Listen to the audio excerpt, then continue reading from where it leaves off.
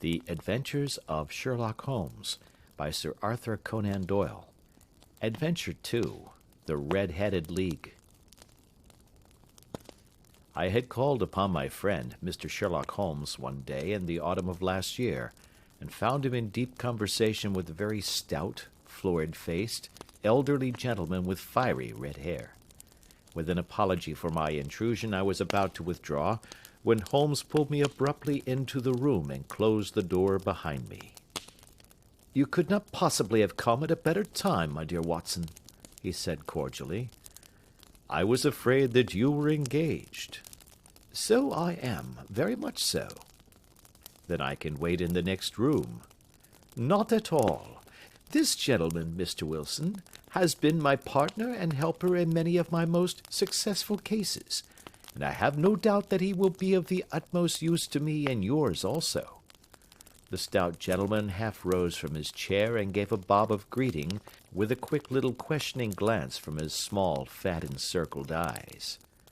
"Try the settee," said Holmes, relapsing into his armchair and putting his fingertips together, as was his custom when in judicial moods. "I know, my dear Watson, that you share my love of all that is bizarre and outside the conventions and humdrum routine of everyday life.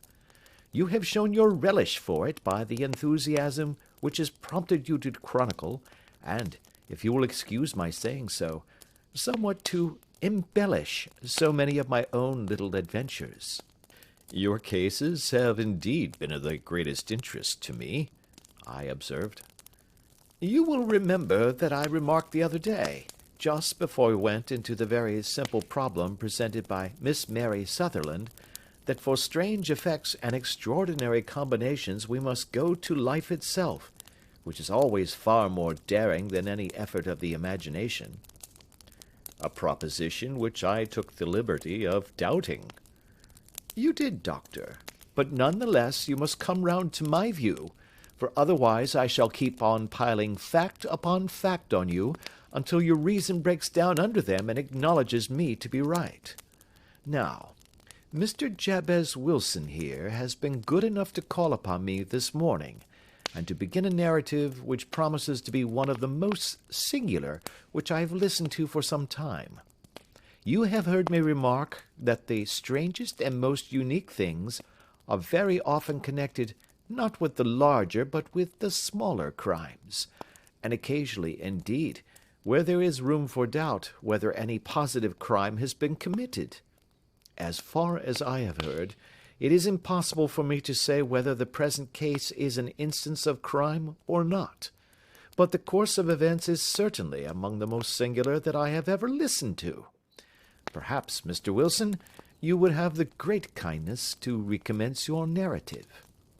I ask you not merely because my friend Dr. Watson has not heard the opening part, but also because the peculiar nature of the story makes me anxious to have every possible detail from your lips. As a rule, when I have heard some slight indication of the course of events, I am able to guide myself by thousands of other similar cases which occur to my memory. In the present instance, I am forced to admit that the facts are, to the best of my belief, unique." The portly client puffed out his chest with an appearance of some little pride, and pulled a dirty and wrinkled newspaper from the inside pocket of his greatcoat. As he glanced down the advertisement column, with his head thrust forward and the paper flattened out upon his knee, I took a good look at the man and endeavored, after the fashion of my companion, to read the indications which might be presented by his dress or appearance. I did not gain very much, however, by my inspection. Our visitor bore every mark of being an average, commonplace British tradesman, obese, pompous, and slow. He wore rather baggy grey shepherd's check trousers, a not over-clean black frock-coat, unbuttoned in the front, and a drab waistcoat with a heavy brassy Albert chain, and a square pierced bit of metal dangling down as an ornament. A frayed top hat and a faded brown overcoat with a wrinkled velvet collar lay upon a chair beside him. Altogether, look as I would, There was nothing remarkable about the man save his blazing red head, and the expression of extreme chagrin and discontent upon his features. Sherlock Holmes's quick eye took in my occupation, and he shook his head with a smile as he noticed my questioning glances. Beyond the obvious facts that he has at some time done manual labor, that he takes snuff, that he is a Freemason, that he has been in China, and that he has done a considerable amount of writing lately, I can deduce nothing else." Mr. Jabez Wilson started up in his chair, with his forefinger upon the paper, but his eyes upon my companion. "How, in the name of good fortune, did you know all that, Mr. Holmes?" he asked. "How did you know, for example, that I did manual labor? It's as true as gospel, for I began as a ship's carpenter." "Your hands, my dear sir. Your right hand is quite a size larger than your left. You have worked with it, and the muscles are more developed." "Well, the snuff, then, and the Freemasonry?" "I won't insult your intelligence by telling you how I read that, especially as, rather against the strict rules of your order, you use an arc and compass breastpin." "Ah, of course, I forgot that. But the writing?" "What else can be indicated by that right cuff so very shiny for 5 inches, and the left one with the smooth patch near the elbow where you rested upon the desk?" "Well, but China?" "The fish that you have tattooed immediately above your right wrist could only have been done in China. I have made a small study of tattoo marks, and have even contributed to the literature of the subject. That trick of staining the fish's scales of a delicate pink is quite peculiar to China. When, in addition, I see a Chinese coin hanging from your watch chain, the matter becomes even more simple." Mr. Jabez Wilson laughed heavily. "Well, I never," said he. "I thought at first that you had done something clever, but I see that there was nothing in it after all." "I begin to think, Watson," said Holmes, "that I make a mistake in explaining. Omne ignoratum pro magnifico, you know, and my poor little reputation, such as it is, will suffer shipwreck if I am so candid. Can you not find the advertisement, Mr. Wilson?" "Yes, I have got it now," he answered with his thick red finger planted halfway down the column. "Here it is. This is what began it all. You just read it for yourself, sir." I took the paper from him and read as follows: "To the Red-Headed League. On account of the bequest of the late Ezekiah Hopkins, of Lebanon, Pennsylvania, USA, there is now another vacancy open which entitles a member of the League to a salary of £4 a week for purely nominal services. All red-headed men who are sound in body and mind, and above the age of 21 years, are eligible. Apply in person on Monday at 11 o'clock to Duncan Ross, at the offices of the League, 7 Pope's Court, Fleet Street." "What on earth does this mean?" I ejaculated after I had twice read over the extraordinary announcement.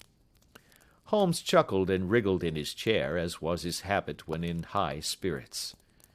"It is a little off the beaten track, isn't it?" said he. "And now, Mr. Wilson, off you go at scratch and tell us all about yourself, your household, and the effect which this advertisement had upon your fortunes. You will first make a note, Doctor, of the paper and the date." "It is the Morning Chronicle of April 27, 1890, just 2 months ago." "Very good. Now, Mr. Wilson?" "Well, it is just as I have been telling you, Mr. Sherlock Holmes," said Jabez Wilson, mopping his forehead. "I have a small pawnbroker's business at Coburg Square, near the city. It's not a very large affair, and of late years it has not done more than just give me a living. I used to be able to keep 2 assistants, but now I only keep 1, and I would have a job to pay him but that he is willing to come for half wages so as to learn the business." "What is the name of this obliging youth?" asked Sherlock Holmes. "His name is Vincent Spaulding, and he's not such a youth either. It's hard to say his age. I should not wish a smarter assistant, Mr. Holmes, and I know very well that he could better himself and earn twice what I am able to give him. But, after all, if he is satisfied, why should I put ideas in his head?" "Why, indeed? You seem most fortunate in having an employee who comes under the full market price. It is not a common experience among employers in this age. I don't know that your assistant is not as remarkable as your advertisement." "Oh, he has his faults, too," said Mr. Wilson. "Never was such a fellow for photography. Snapping away with a camera when he ought to be improving his mind, and then diving down into the cellar like a rabbit into its hole to develop his pictures. That is his main fault, but on the whole, he's a good worker. There's no vice in him." "He is still with you, I presume?" "Yes, sir. He and a girl of 14, who does a bit of simple cooking and keeps the place clean. That's all I have in the house, for I am a widower and never had any family. We live very quietly, sir, the three of us, and we keep a roof over our heads and pay our debts, if we do nothing more. The first thing that put us out was that advertisement. Spaulding, he came down into the office just this day 8 weeks, with this very paper in his hand, and he says, 'I wish to the Lord, Mr. Wilson, that I was a red-headed man.' 'Why that?' I asks. 'Why,' says he, 'here's another vacancy on the League of the Red-Headed Men. It's worth quite a little fortune to any man that gets it, and I understand that there are more vacancies than there are men, so that the trustees are at their wits' end what to do with the money. If my hair would only change color, here's a nice little crib all ready for me to step into.' 'Why, what is it, then?' I asked. 'You see, Mr. Holmes, I am a very stay-at-home man, and as my business come to me instead of my having to go to it, I was often weeks on end without putting my foot over the doormat. In that way, I didn't know much of what was going on outside, and I was always glad of a bit of news.' 'Have you never heard of the League of the Red-Headed Men?' he asked with his eyes open. 'Never.' 'Why, I wonder at that, for you are eligible yourself for one of the vacancies.' 'And what are they worth?' I asked. 'Oh, merely a couple of hundred a year, but the work is slight, and it need not interfere very much with one's other occupations.' Well, you can easily think that that made me prick up my ears, for the business has not been over good for some years, and an extra couple of hundred would have been very handy. 'Tell me all about it,' said I. 'Well,' said he, showing me the advertisement, 'you can see for yourself that the League has a vacancy, and there is the address where you should apply for particulars. As far as I can make out, the League was founded by an American millionaire, Ezekiah Hopkins, who was very peculiar in his ways. He was himself red-headed, and he had a great sympathy for all red-headed men. So, when he died, it was found that he had left his enormous fortune in the hands of trustees, with instructions to apply the interest to the providing of easy berths to men whose hair is of that color. From all I hear, it is splendid pay and very little to do.' 'But,' said I, 'there would be millions of red-headed men who would apply.' 'Not so many as you might think,' he answered. 'You see, it is really confined to Londoners and to grown men. This American had started from London when he was young, and he wanted to do the old town a good turn. Then again, I have heard it is no use your applying if your hair is light red, or dark red, or anything but real bright, blazing, fiery red. Now, if you cared to apply, Mr. Wilson, you would just walk in, but perhaps it would hardly be worth your while to put yourself out of the way for the sake of a few £100. Now, it is a fact, gentlemen, as you may see for yourselves, that my hair is of a very full and rich tint, so that it seemed to me that if there was to be any competition in the matter, I stood as good a chance as any man that I had ever met. Vincent Spaulding seemed to know so much about it that I thought he might prove useful, so I just ordered him to put up the shutters for the day, and to come right away with me. He was very willing to have a holiday, so we shut the business up and started off for the address that was given us in the advertisement. I never hope to see such a sight as that again, Mr. Holmes. From north, south, east, and west, every man who had a shade of red in his hair had tramped into the city to answer the advertisement. Fleet Street was choked with red-headed folk, and Pope's Court looked like a coster's orange barrow. I should not have thought there were so many in the whole country as were brought together by that single advertisement. Every shade of color they were: straw, lemon, orange, brick, Irish setter, liver, clay. But, as Spaulding said, there were not many who had the real vivid flame-colored tint. When I saw how many were waiting, I would have given it up in despair, but Spaulding would not hear of it. How he did it, I could not imagine, but he pushed and pulled and butted until he got me through the crowd, and right up to the steps which led to the office. There was a double stream upon the stair, some going up in hope, and some coming back dejected, but we wedged in as well as we could, and soon found ourselves in the office. "Your experience has been a most entertaining one," remarked Holmes as his client paused and refreshed his memory with a huge pinch of snuff. "Pray continue your very interesting statement."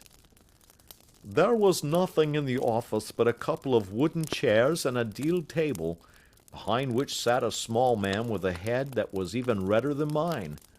He said a few words to each candidate as he came up, and then he always managed to find some fault in them which would disqualify them. Getting a vacancy did not seem to be such a very easy matter, after all. However, when our turn came, the little man was much more favorable to me than to any of the others, and he closed the door as we entered, so that he might have a private word with us. "This is Mr. Jabez Wilson," said my assistant, "and he is willing to fill a vacancy in the league." "And he is admirably suited for it," the other answered. "He has every requirement. I cannot recall when I have seen anything so fine." He took a step backward, cocked his head on one side, and gazed at my hair until I felt quite bashful. Then suddenly he plunged forward, wrung my hand, and congratulated me warmly on my success. "It would be injustice to hesitate," said he. "You will, however, I am sure, excuse me for taking an obvious precaution." With that he seized my hair in both his hands and tugged until I yelled with the pain. "There is water in your eyes," said he as he released me. "I perceive that all is as it should be. But we have to be careful, for we have twice been deceived by wigs and once by paint. I could tell you tales of cobbler's wax which would disgust you with human nature." He stepped over to the window and shouted through it at the top of his voice that the vacancy was filled. A groan of disappointment came up from below, and the folk all trooped away in different directions until there was not a red head to be seen except my own and that of the manager. "My name," said he, "is Mr. Duncan Ross, and I am myself one of the pensioners upon the fund left by our noble benefactor. Are you a married man, Mr. Wilson? Have you a family?" I answered that I had not. His face fell immediately. "Dear me," he said gravely, "that is very serious indeed. I am sorry to hear you say that. The fund was, of course, for the propagation and spread of the redheads as well as for their maintenance. It is exceedingly unfortunate that you should be a bachelor." My face lengthened at this, Mr. Holmes, for I thought that I was not to have the vacancy after all, but after thinking it over for a few minutes he said that it would be all right. In the case of another, said he, the objection might be fatal, but we must stretch a point in favor of a man with such a head of hair as yours. When shall you be able to enter upon your new duties? Well, it is a little awkward, for I have a business already, said I. Oh, never mind about that, Mr. Wilson, said Vincent Spaulding. I shall be able to look after that for you. What would be the hours? I asked. 10 to 2. Now, a pawnbroker's business is mostly done of an evening, Mr. Holmes, especially Thursday and Friday evening, which is just before payday, so it would suit me very well to earn a little in the mornings. Besides, I knew that my assistant was a good man, and that he would see to anything that turned up. That would suit me very well, said I. And the pay? Is £4 a week. And the work? Is purely nominal. What do you call purely nominal? Well, you have to be in the office, or at least in the building, the whole time. If you leave, you forfeit your whole position forever. The will is very clear upon that point. You don't comply with the conditions if you budge from the office during that time. It's only 4 hours a day, and I should not think of leaving, said I. No excuse will avail, said Mr. Duncan Ross. Neither sickness, nor business, nor anything else. There you must stay, or you lose your billet. And the work? Is to copy out the Encyclopedia Britannica. There is the first volume of it in that press. You must find your own ink, pens, and blotting paper, but we provide this table and chair. Will you be ready tomorrow? Certainly, I answered. Then goodbye, Mr. Jabez Wilson, and let me congratulate you once more on the important position which you have been fortunate enough to gain.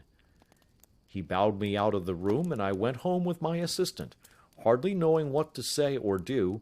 I was so pleased at my own good fortune. Well, I thought over the matter all day, and by evening I was in low spirits again, for I had quite persuaded myself that the whole affair must be some great hoax or fraud, though what its object might be I could not imagine. It seemed altogether past belief that anyone could make such a will, or that they would pay such a sum for doing anything so simple as copying out the Encyclopedia Britannica. Vincent Spaulding did what he could to cheer me up, but by bedtime I had reasoned myself out of the whole thing. However, in the morning I determined to have a look at it anyhow, so I bought a penny bottle of ink, and with a quill pen and 7 sheets of foolscap paper, I started off for Pope's Court. Well, to my surprise and delight, everything was as right as possible. The table was set out ready for me, and Mr. Duncan Ross was there to see that I got fairly to work. He started me off upon the letter A, and then he left me, but would drop in from time to see that all was right with me. At 2 o'clock he bade me good day, complimented me upon the amount that I had written, and locked the door of the office after me. This went on for day after day, Mr. Holmes, and on Saturday the manager came in and planked down 4 golden sovereigns for my week's work. It was the same next week, and the same the week after. Every morning I was there at 10, and every afternoon I left at 2. By degrees Mr. Duncan Ross took to coming in only once of a morning, and then, after a time, he did not come in at all. Still, of course, I never dared to leave the room for an instant, for I was not sure when he might come, and the billet was such a good one and suited me so well that I would not risk the loss of it. 8 weeks passed away like this, and I had written about abbots, and archery, and armor, and architecture in Attica, and hoped with diligence that I might get on to the bees before very long. It cost me something in foolscap, and I had pretty nearly filled a shelf with my writings, and then suddenly the whole business came to an end. To an end? Yes, sir, and no later than this morning. I went to my work as usual at 10 o'clock, but the door was shut and locked, with a little square of cardboard hammered on to the middle of the panel with a tack. Here it is, and you can read for yourself."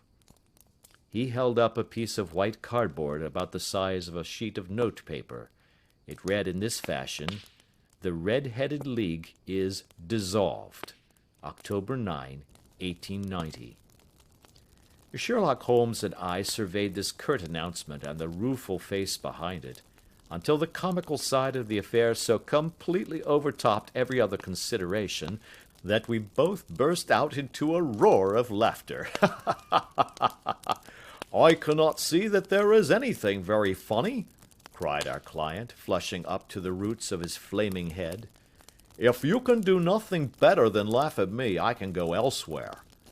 "No, no," cried Holmes, shoving him back into the chair from which he had half risen. "I really wouldn't miss your case for the world. It is most refreshingly unusual. But there is, if you will excuse my saying so, something just a little funny about it. Pray, what steps did you take when you found the card upon the door?" "I was staggered, sir. I did not know what to do.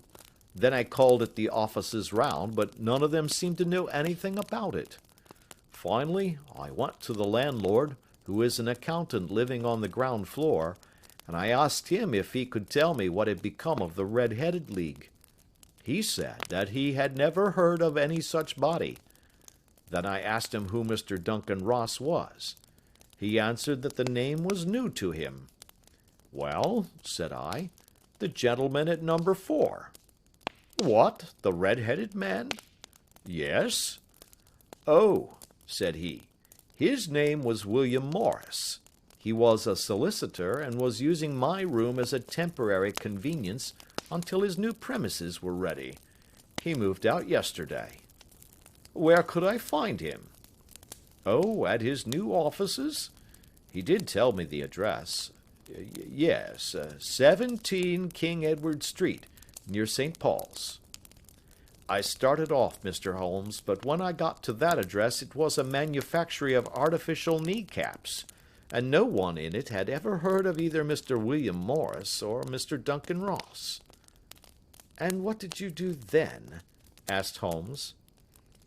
"I went home to Saxe-Coburg Square, and I took the advice of my assistant, but he could not help me in any way. He could only say that if I waited I should hear by post. But that was not quite good enough, Mr. Holmes. I did not wish to lose such a place without a struggle, so, as I have heard that you were good enough to give advice to poor folk who were in need of it, I came right away to you." "And you did very wisely," said Holmes. "Your case is an exceedingly remarkable one, and I shall be happy to look into it. From what you have told me, I think it is possible that graver issues hang from it than might at first sight appear." "Grave enough," said Mr. Jabez Wilson. "Why, I have lost £4 a week." "As far as you are personally concerned," remarked Holmes, "I do not see that you have any grievance against this extraordinary league. On the contrary, you are, as I understand, richer by some £30, to say nothing of the minute knowledge which you have gained on every subject which comes under the letter A. You have lost nothing by them." "No, sir, but I want to find out about them, and who they are, and what their object was in playing this prank, if it was a prank, upon me. It was a pretty expensive joke for them, for it cost them £32. "We shall endeavor to clear up these points for you. And first, one or two questions, Mr. Wilson.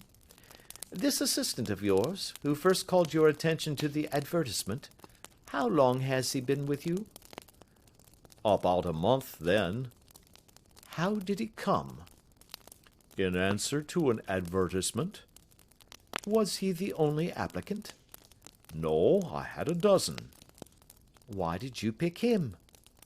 "Because he was handy and would come cheap."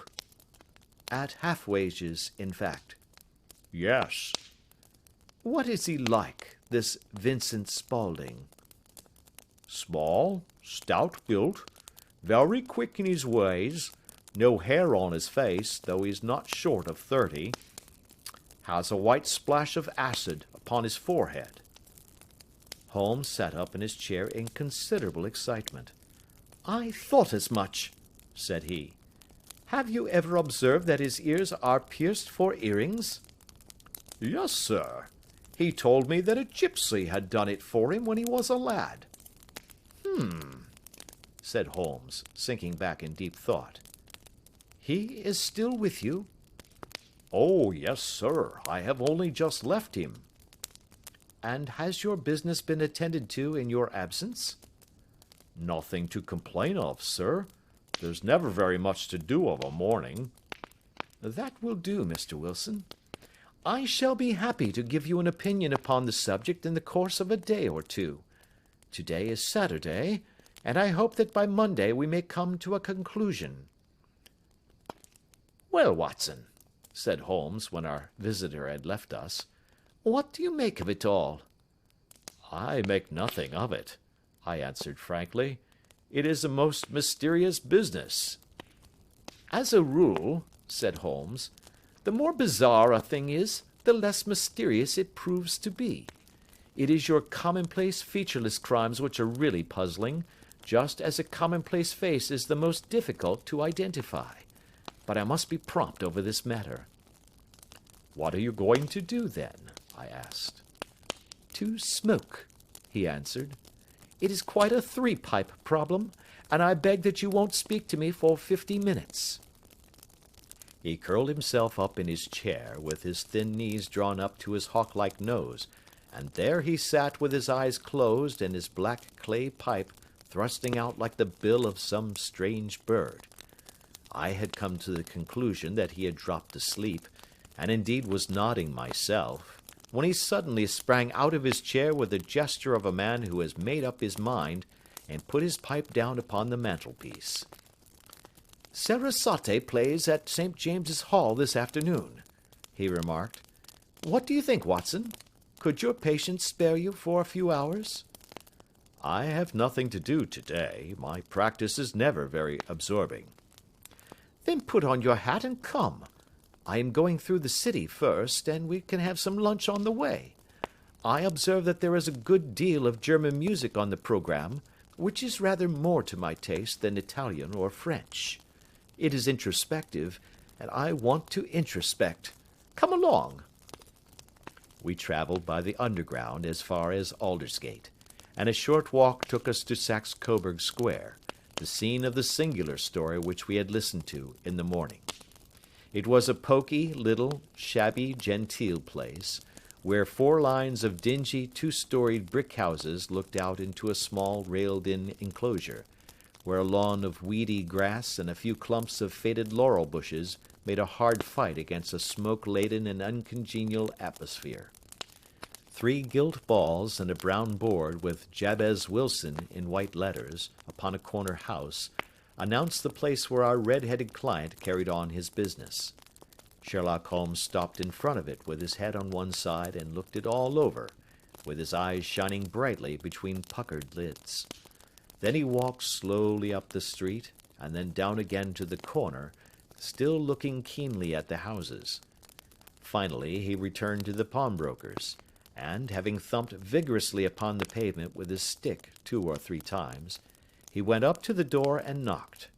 It was instantly opened by a bright-looking, clean-shaven young fellow, who asked him to step in. "Thank you," said Holmes. "I only wish to ask you how you would go from here to the Strand." "Third right, fourth left," answered the assistant promptly, closing the door. "Smart fellow, that," observed Holmes as we walked away. "He is, in my judgment, the 4th smartest man in London, and for daring I am not sure that he has not a claim to be 3rd. I have known something of him before." "Evidently," said I, "Mr. Wilson's assistant counts for a good deal in this mystery of the Red-Headed League. I am sure that you inquired your way merely in order that you might see him." "Not him." "What then?" "The knees of his trousers." "And what did you see?"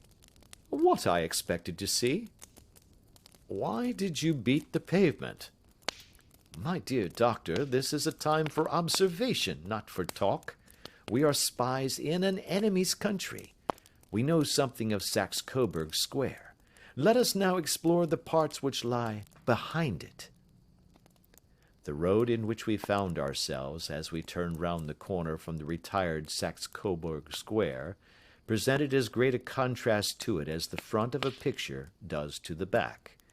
It was one of the main arteries which conveyed the traffic of the city to the north and west.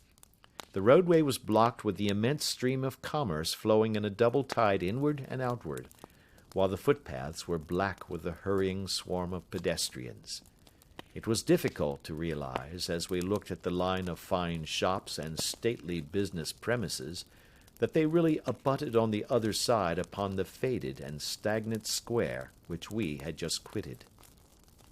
"Let me see," said Holmes, standing at the corner and glancing along the line. "I should like just to remember the order of the houses here. It is a hobby of mine to have an exact knowledge of London. There is Mortimer's, the tobacconist, the Coburg branch of the City and Suburban Bank, the Vegetarian Restaurant, and McFarlane's carriage-building depot. That carries us right on to the other block. And now, Doctor, we've done our work, so it's time we had some play. A sandwich and a cup of coffee, and then off to Violin Land, where all is sweetness and delicacy and harmony, and there are no red-headed clients to vex us with their conundrums." My friend was an enthusiastic musician, being himself not only a very capable performer, but a composer of no ordinary merit. All the afternoon he sat in the stalls, wrapped in the most perfect happiness, gently waving his long, thin fingers in time to the music, while his gently smiling face and his languid, dreamy eyes were as unlike those of Holmes the sleuth-hound, Holmes the relentless, keen-witted, ready-handed criminal agent, as it was possible to conceive. In his singular character, the dual nature alternately asserted itself, and his extreme exactness and astuteness represented, as I have often thought, the reaction against the poetic and contemplative mood which occasionally predominated in him. The swing of his nature took him from extreme languor to devouring energy, and as I knew well, he was never so truly formidable as when, for days on end, he had been lounging in his armchair amid his improvisations and his black-letter editions. Then it was that the lust of the chase would suddenly come upon him, and that his brilliant reasoning power would rise to the level of intuition, until those who were unacquainted with his methods would look askance at him as on a man whose knowledge was not that of other mortals. When I saw him that afternoon so enwrapped in the music at St. James's Hall, I felt that an evil time might be coming upon those whom he had set himself to hunt down. "You want to go home, no doubt, Doctor?" he remarked as we emerged. "Yes, it could be as well." "And I have some business to do which will take some hours. This business at Coburg Square is serious." "Why serious?" "A considerable crime is in contemplation. I have every reason to believe that we shall be in time to stop it. But today being Saturday rather complicates matters. I shall want your help tonight." "At what time?" 10 will be early enough." "I shall be at Baker Street at 10. "Very well. And, I say, Doctor, there may be some little danger, so kindly put your army revolver in your pocket." He waved his hand, turned on his heel, and disappeared in an instant among the crowd. I trust that I am not more dense than my neighbors, but I was always oppressed with a sense of my own stupidity in my dealings with Sherlock Holmes. Here I had heard what he had heard, I had seen what he had seen, and yet from his words it was evident that he saw clearly not only what had happened, but what was about to happen, while to me the whole business was still confused and grotesque. As I drove home to my house in Kensington, I thought over it all, with the extraordinary story of the red-headed copier of the encyclopedia, down to the visit to Saxe-Coburg Square, and the ominous words with which he had parted from me. What was this nocturnal expedition, and why should I go armed? Where were we going, and what were we to do? I had the hint from Holmes that this smooth-faced pawnbroker's assistant was a formidable man, a man who might play a deep game. I tried to puzzle it out, but only gave it up in despair and set the matter aside until night should bring an explanation. It was 9:15 when I started from home and made my way across the park, and so through Oxford Street to Baker Street. 2 hansoms were standing at the door, and as I entered the passage I heard the sound of voices from above. On entering his room, I found Holmes in animated conversation with 2 men, one of whom I recognized as Peter Jones, the official police agent, while the other was a long, thin, sad-faced man with a very shiny hat and oppressively respectable frock coat. "Ha! Our party is complete," said Holmes, buttoning up his pea-jacket and taking his heavy hunting crop from the rack. "Watson, I think you know Mr. Jones of Scotland Yard? Let me introduce you to Mr. Merryweather, who is to be our companion in tonight's adventure." "We're hunting in couples again, Doctor, you see," said Jones in his consequential way. "Our friend here is a wonderful man for starting a chase. All he wants is an old dog to help him do the running down." "I hope a wild goose may not prove to be the end of our chase," observed Mr. Merryweather gloomily. "You may place considerable confidence in Mr. Holmes, sir," said the police agent loftily. "He has his own little methods, which are, if you won't mind my saying so, just a little too theoretical and fantastic, but he has the makings of a detective in him. It is not too much to say that once or twice, as in that business of the Sholto murder and the Agra treasure, he has been more nearly correct than the official force." "Oh, if you say so, Mr. Jones, it is all right," said the stranger with deference. "Still, I confess that I miss my rubber. It is the first Saturday night for 27 years that I have not had my rubber."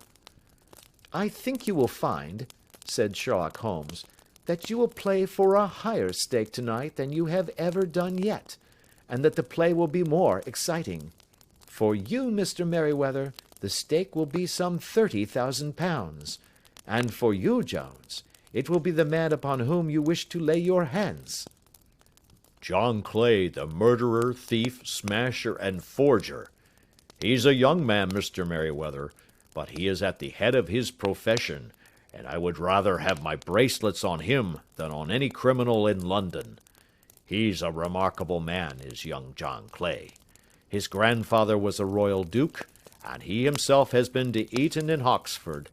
His brain is as cunning as his fingers, and though we meet signs of him at every turn, we never know where to find the man himself. He'll crack a crib in Scotland one week, and be raising money to build an orphanage in Cornwall the next. I've been on his track for years and have never set eyes on him yet." "I hope that I may have the pleasure of introducing you tonight. I've had 1 or 2 little turns also with Mr. John Clay, and I agree with you that he is at the head of his profession. It is past 10, however, and quite time that we started. If you two will take the first hansom, Watson and I will follow in the second." Sherlock Holmes was not very communicative during the long drive, and lay back in the cab humming the tunes which he had heard in the afternoon. We rattled through an endless labyrinth of gas-lit streets until we emerged into Farrington Street. "We are close there now," my friend remarked. "This fellow Merryweather is a bank director, and personally interested in the matter. I thought it as well to have Jones with us also. He is not a bad fellow, though an absolute imbecile in his profession. He has one positive virtue: he is as brave as a bulldog, and as tenacious as a lobster if he gets his claws upon anyone. Here we are, and they are waiting for us." We had reached the same crowded thoroughfare in which we had found ourselves in the morning. Our cabs were dismissed, and following the guidance of Mr. Merryweather, we passed down a narrow passage and through a side door, which he opened for us. Within there was a small corridor, which ended in a very massive iron gate. This also was opened, and led down a flight of winding stone steps, which terminated at another formidable gate. Mr. Merryweather stopped to light a lantern, and then conducted us down a dark, earth-smelling passage, and so, after opening a third door, into a huge vault or cellar, which was piled all round with crates and massive boxes. "You are not very vulnerable from above," Holmes remarked as he held up the lantern and gazed about him. "Nor from below," said Mr. Merryweather, striking his stick upon the flags which lined the floor. "Why, dear me, it sounds quite hollow," he remarked, looking up in surprise. "I must really ask you to be a little more quiet," said Holmes severely. "You have already imperiled the whole success of our expedition. Might I beg that you would have the goodness to sit down upon one of these boxes, and not to interfere?" The solemn Mr. Merryweather perched himself upon a crate, with a very injured expression upon his face, while Holmes fell upon his knees upon the floor, and, with the lantern and a magnifying lens, began to examine minutely the cracks between the stones.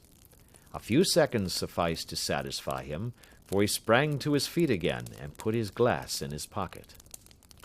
"We have at least an hour before us," he remarked, "for they can hardly take any steps until the good pawnbroker is safely in bed. Then they will not lose a minute, for the sooner they do their work, the longer time they will have for their escape. We are at present, Doctor, as no doubt you have divined, in the cellar of the City branch of one of the principal London banks. Mr. Merryweather is the chairman of directors, and he will explain to you that there are reasons why the more daring criminals of London should take a considerable interest in this cellar at present." "It is our French gold," whispered the director. "We have had several warnings that an attempt might be made upon it." "Your French gold?" "Yes. We had occasion some months ago to strengthen our resources, and borrowed for that purpose 30,000 Napoleons from the Bank of France. It has become known that we have never had occasion to unpack the money, and that it is still lying in our cellar. The crate upon which I sit contains 2,000 Napoleons packed between layers of lead foil. Our reserve of bullion is much larger at present than is usually kept in a single branch office, and the directors have had misgivings upon the subject." "Which were very well justified," observed Holmes. "And now it is time that we arranged our little plans. I expect that within an hour matters will come to a head. In the meantime, Mr. Merryweather, we must put the screen over that dark lantern." "And sit in the dark?" "I am afraid so. I had brought a pack of cards in my pocket, and I thought that, as we were a partie carrée, you might have your rubber after all. But I see that the enemy's preparations have gone so far that we cannot risk the presence of a light. And, first of all, we must choose our positions. These are daring men, and though we shall take them at a disadvantage, they may do us some harm unless we are careful. I shall stand behind this crate, and do you conceal yourselves behind those. Then, when I flash a light upon them, close in swiftly. If they fire, Watson, have no compunction about shooting them down." I placed my revolver, cocked, upon the top of the wooden case behind which I crouched. Holmes shot the slide across the front of his lantern and left us in pitch darkness, such an absolute darkness as I have never before experienced. The smell of hot metal remained to assure us that the light was still there, ready to flash out at a moment's notice. To me, with my nerves worked up to a pitch of expectancy, there was something depressing and subduing in the sudden gloom, and in the cold, dank air of the vault. "They have but one retreat," whispered Holmes. "That is back through the house into Saxe-Coburg Square. I hope that you have done what I asked you, Jones." "I have an inspector and 2 officers waiting at the front door." "Then we have stopped all the holes, and now we must be silent and wait." What a time it seemed! From comparing notes afterwards, it was but an hour and a quarter. Yet it appeared to me that the night must have almost gone, and the dawn be breaking above us. My limbs were weary and stiff, for I feared to change my position, yet my nerves were worked up to the highest pitch of tension, and my hearing was so acute that I could not only hear the gentle breathing of my companions, but I could distinguish the deeper, heavier in-breath of the bulky Jones from the thin, sighing note of the bank director. From my position I could look over the case in the direction of the floor. Suddenly, my eyes caught the glint of a light. At first it was but a lurid spark upon the stone pavement. Then it lengthened out until it became a yellow line, and then, without any warning or sound, a gash seemed to open, and a hand appeared, a white, almost womanly hand, which felt about in the center of the little area of light. For a minute or more the hand, with its writhing fingers, protruded out of the floor. Then it was withdrawn as suddenly as it appeared, and all was dark again save the single lurid spark which marked a chink between the stones. Its disappearance, however, was but momentary. With a rending, tearing sound, one of the broad white stones turned over upon its side and left a square, gaping hole, through which streamed the light of a lantern. Over the edge there peeped a clean-cut, boyish face, which looked keenly about it, and then, with a hand on either side of the aperture, drew itself shoulder-high and waist-high, until one knee rested upon the edge. In another instant he stood at the side of the hole and was hauling after him a companion, lithe and small like himself, with a pale face and a shock of very red hair. "It's all clear," he whispered. "Have you the chisel and the bags? Great Scott! Jump, Archie, jump, and I'll swing for it." Sherlock Holmes had sprung out and seized the intruder by the collar. The other dived down the hole, and I heard the sound of rending cloth as Jones clutched at his skirts. The light flashed upon the barrel of a revolver, but Holmes's hunting crop came down on the man's wrist, and the pistol clinked upon the stone floor. "It's no use, John Clay," said Holmes blandly. "You have no chance at all." "So I see," the other answered with the utmost coolness. "I fancy that my pal is all right, though I see you have got his coat-tails." "There are 3 men waiting for him at the door," said Holmes. "Oh, indeed. You seem to have done the thing very completely. I must compliment you." "And I you," Holmes answered. "Your red-headed idea was very new and effective." "You'll see your pal again presently," said Jones. "He's quicker at climbing down holes than I am. Just hold out while I fix the derbies."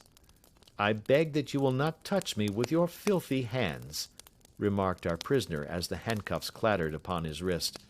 "You may not be aware that I have royal blood in my veins. Have the goodness also, when you address me, always to say sir and please." "All right," said Jones with a stare and a snigger. "Well, would you please, sir, march upstairs where we can get a cab to carry your highness to the police station?" "That is better," said John Clay serenely. He made a sweeping bow to the 3 of us and walked quietly off in the custody of the detective. "Really, Mr. Holmes," said Mr. Merryweather, as we followed them from the cellar, "I do not know how the bank can thank you or repay you.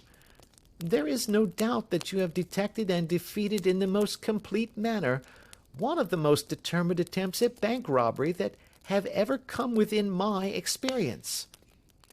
"I have had 1 or 2 little scores of my own to settle with Mr. John Clay," said Holmes.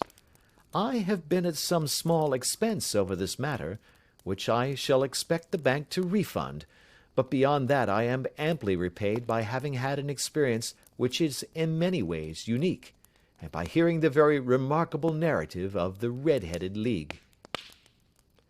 "You see, Watson," he explained in the early hours of the morning, as we sat over a glass of whiskey and soda in Baker Street, "it was perfectly obvious from the first that the only possible object of this rather fantastic business of the advertisement of the League and the copying of the encyclopedia must be to get this not over-bright pawnbroker out of the way for a number of hours every day.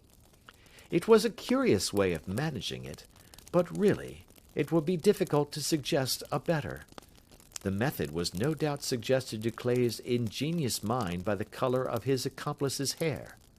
The £4 a week was a lure which must draw him, and what was it to them, who were playing for thousands? They put in the advertisement, one rogue has the temporary office, the other rogue incites the man to apply for it, and together they managed to secure his absence every morning in the week. From the time that I heard of the assistant having come for half wages, it was obvious to me that he had some strong motive for securing the situation." "But how could you guess what the motive was?" "Had there been women in the house, I should have suspected a mere vulgar intrigue. That, however, was out of the question. The man's business was a small one, and there was nothing in his house which could account for such elaborate preparations, and such an expenditure as they were at. It must then be something out of the house. What could it be?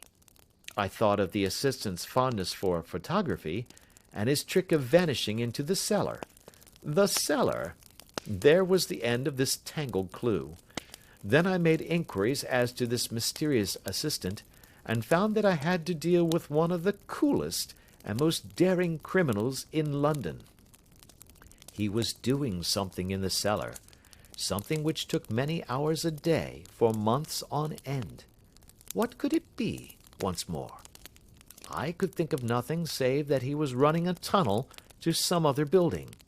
So far I had got when we went to visit the scene of action. I surprised you by beating upon the pavement with my stick. I was ascertaining whether the cellar stretched out in front or behind. It was not in front. Then I rang the bell, and as I hoped, the assistant answered it. We have had some skirmishes, but we had never set eyes upon each other before. I hardly looked at his face. His knees were what I wished to see. You must yourself have remarked how worn, wrinkled, and stained they were. They spoke of those hours of burrowing. The only remaining point was what they were burrowing for. I walked round the corner, saw the City and Suburban Bank abutted on our friend's premises, and felt that I had solved my problem. When you drove home after the concert, I called upon Scotland Yard and upon the chairman of the bank directors, with the result that you have seen." "And how could you tell that they would make their attempt tonight?" I asked. "Well, when they closed their League offices, that was a sign that they cared no longer about Mr. Jabez Wilson's presence. In other words, that they had completed their tunnel. But it was essential that they should use it soon, as it might be discovered, or the bullion might be removed. Saturday would suit them better than any other day, as it would give them 2 days for their escape. For all these reasons, I expected them to come tonight." "You reasoned it out beautifully," I exclaimed in unfeigned admiration. "It is so long a chain, and yet every link rings true." "It saved me from ennui," he answered, yawning. "Alas, I already feel it closing in upon me. My life is spent in one long effort to escape from the commonplaces of existence. These little problems help me to do so." "And you are a benefactor of the race," said I. He shrugged his shoulders. "Well, perhaps, after all, it is of some little use," he remarked. "L'homme c'est rien, l'œuvre c'est tout," as Gustave Flaubert wrote to George Sand. End of Adventure 2.